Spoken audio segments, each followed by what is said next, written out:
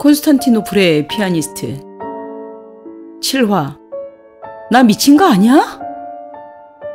심하게 흔들린다. 눈을 떴다. 생전 처음 보는 작은 공간 안에 자신이 있다. 무엇인가를 타고 있다. 뭐야? 사극에서나 보는 마차잖아. 지금 내가 마차를 타고 있다는 거야? 기가 막혀 말이 나오지 않았다. 눈앞에서 펼쳐지고 있는 일이 믿기질 않아 실소가 터지고 말았다. 아야! 길이 험한지 마차가 순간 기우뚱하며 마차 지붕에 머리를 쿵하고 찍고 말았다. 미수의 날카로운 비명에 앞에 앉아 졸고 있던 여자가 눈을 떴다. 아픈 거 보니 현실인데? 자신이 처한 상황이 도저히 머리로는 이해가 되지 않아 당황스러워 어찌할 바를 몰랐다. 공주님, 괜찮으세요? 너무 곤히 주무셔서 저도 덩달아 졸고 말았네요. 어제 새벽 수상쩍은 자가 어른거린다는 소리에 죄다 눈뜬으로 나를 새다시피 하였더니 정신줄 놓고 자버렸네. 변명을 혼잣말처럼 끝내고 있는 여자. 공주님? 수상한 여자? 이 이상한 옷차림 하고 있는 여자가 도대체 무슨 말을 하고 있다는 건지? 또 이 이상한 언어는 뭐고? 그런데 더 이상한 것은 알아듣고 있다는 거다. 프랑스어 비슷한 말이지만 절대 프랑스어는 아니다. 만 13살 홀로 떠난 프랑스 유학생활 동안 악착같이 배운 언어가 프랑스어다. 그 사회의 구성원이 되려면 언어를 습득하지 않고는 불가능했기 때문이다. 혹시 라틴어? 생각을 하고 있을 때 여자는 마치 제 딸이라도 되는 양 친근하게 걱정을 이어갔다. 공주님, 오늘따라 왜 이리 말씀이 없으시대요? 충격이 크긴 컸나봐요, 우리 공주님께서. 이리 정신을 못 차리시니. 그래서 제가 공주님과 같이 마차를 탔어요. 하긴 여러 어린 나이에 결혼식 때문에 먼 길을 나섰으니 힘이 들기도 하시겠지. 받아들여지지 않는 현실에 눈만 동그랗게 뜨고 있는 미수를 보고 이 여자는 입만 열면 공주라고 한다. 공주? 지금 나보고 공주라고 했어요? 어라? 나도 이 여자와 똑같은 언어를 사용하네. 30살 장미수로 살면서 한 번도 듣도 보도 못한 언어를 유창하게 구사하고 있었다. 입이 자신의 입 같지 않아 입술을 매만졌다. 이번에는 여자가 눈을 동그랗게 뜨고 놀란 토끼 눈으로 쳐다보고 있다. 나 미친 거 아니야? 실성한 사람처럼 흔들리는 마차에 몸을 맡긴 채 혼잣말을 하고 말았다.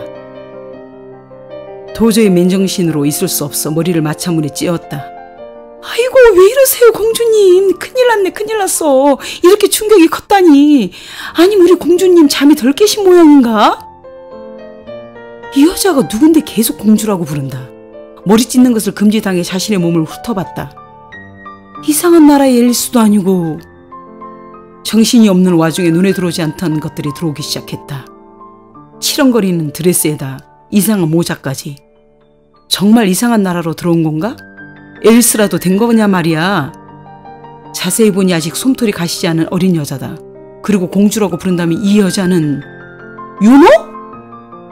아이고, 공주님, 생전 처음 본 사람 얼굴하고 나를 부르신대요.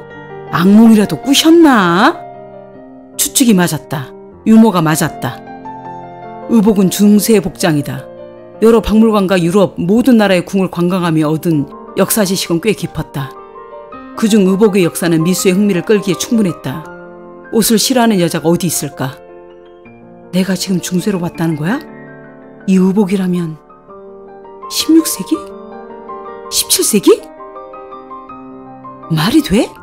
어떻게 이런 일이 벌어지냐고. 일부러 소리를 질렀다. 유머라는 여자가 어쩔 줄 몰라하며 좁은 마차 안에서 거의 울 지경이 되어가고 있었다. 도대체 나에게 무슨 일이 벌어진 거야? 어떻게 중세냐고. 이게 말이 돼? 그 생각에서 벗어날 수가 없었다. 정말 정신이 붕괴되고 있었다. 공주님, 조금만 참으세요. 어제 국경을 넘었고 이제 콘스탄티노플까지는 이틀 남았답니다. 아까 전령이 와서 말해줬어요. 지난 열흘 동안 고생이 너무 심하셔서.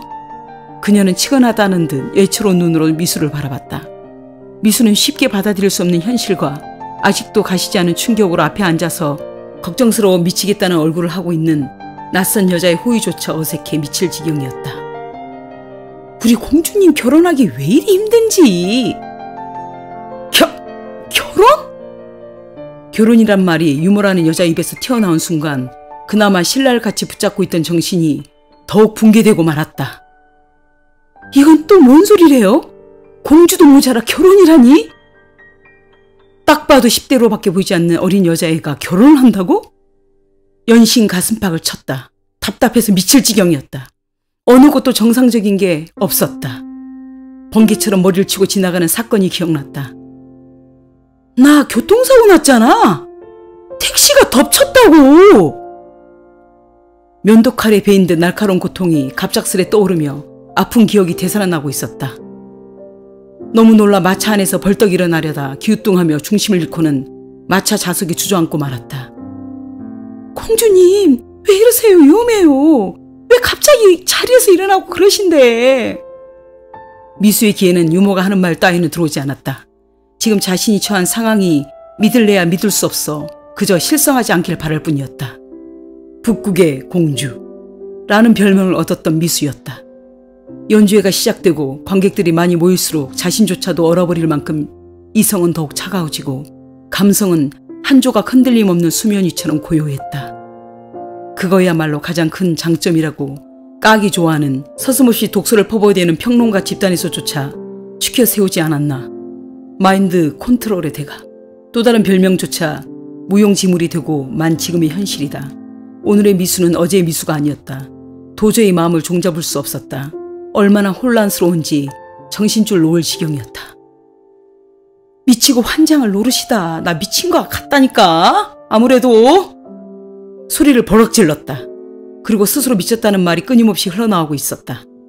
믿기지도 믿을 수도 없는 일이 벌어졌다. 문제는 믿어지지가 않는다는 것이다. 어떻게 된 거냐고. 내가 다른 몸으로 다른 시대로 온 거야?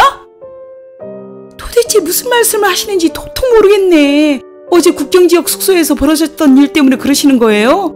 아니면 너무 먼 길로 오느라 피곤하셔서 그러나. 어디 아프신 거 아니에요? 유모의 따뜻하고 소박한 갈색 눈동자 안에는 걱정이 한가득이다. 혹시 거울 있어요? 요만한 손거울. 자신의 입에서 생소한 언어가 유창하게 흘러나오는데 길을 의심할 지경이었다. 거울요? 유모는 작은 짐꾸러미에 의해서 뒤적거리고 있었다.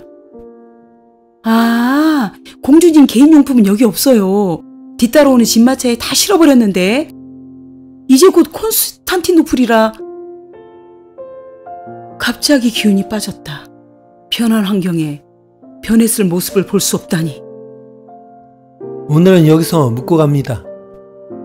마침 마차 밖 젊은 경비병의 목소리가 우렁차게 들려왔다.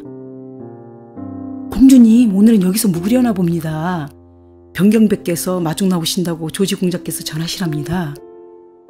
병경백은 또 뭐야? 병경백이라는 단어에 촉각이 곤두섰다. 한 번도 들어본 적이 없는 신분 용어였다. 백작, 공작, 남작 뭐 이런 귀족 계급은 아주 흔하게 들었던 단어였지만 도대체 어떻게 해야 할지 판단이 서지 않았다. 혼동 그 자체였다. 뭘 할지를 몰라 멀뚱히 앉아있는 미수를 재촉하고 있었다. 아이고 허리야, 너무 오래 앉아있으니 허리가 끊어질 것 같아요. 얼른 내리시죠. 눈앞에 보이는 이 여자 외에는 아무것도 확실한 것은 없었다.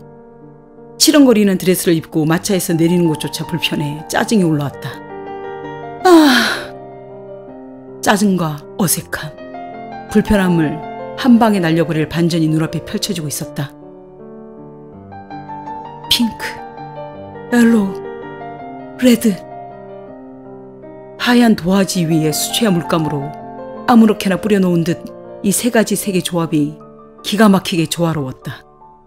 수줍은 듯 얼굴을 붉히는 피치 핑크, 서서히 물들고 있는 황금빛의 옐로우. 그곳 가장 중심에 삼켜버릴 듯 정열의 붉은 빛이 저녁 노을을 만들며 해가 지고 있는 하늘을 정관으로 만들었다. 내가 이런 하늘을 본 적이 있던가? 탄성이 신음처럼 새어나왔다. 길게 호흡하는 동안 한 번도 마셔보지 못한 신선함이 폐부로 들어왔다. 공기가 이렇게 깨끗하다니.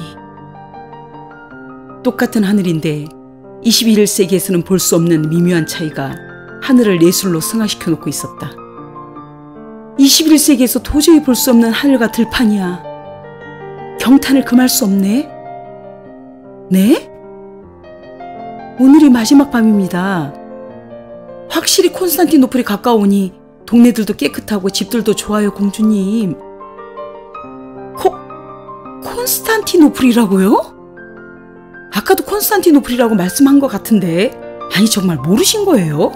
아니, 모른 척 하는 건 아니실 테고. 에이, 또 장난치시는 거예요? 공주님, 이젠 그만 저 좀 괴롭히세요. 공주님한테 하도 괴롭힘을 당해 이렇게 살이 쏙 빠졌어요. 그녀는 자신의 움푹 패인 양보를 두 손으로 쓰다듬으며 괴롭다는 표정을 짓고는 동정심을 유발하려 안간힘을 쓰고 있는 듯했다. 유모는 앞에 말은 못 듣고 뭐가 그리 좋은지 연신 싱글벙글이다. 이 여자 종잡을 수 없는 스타일인 거야? 대체 어떻게 대해야 하는 거지? 지금은 분명 중세라는 것을 자연환경과 집, 사람들에게서 알 수 있었다. 멀리 보이는 푸른 잔디가 야트막한 언덕이 끝도 없이 이어져 싱그러움을 주었다. 멀리 보이는 아담한 농가는 정겨웠고 저녁을 준비하는지 굴뚝에서 하얀 연기들이 피어오르고 있었다.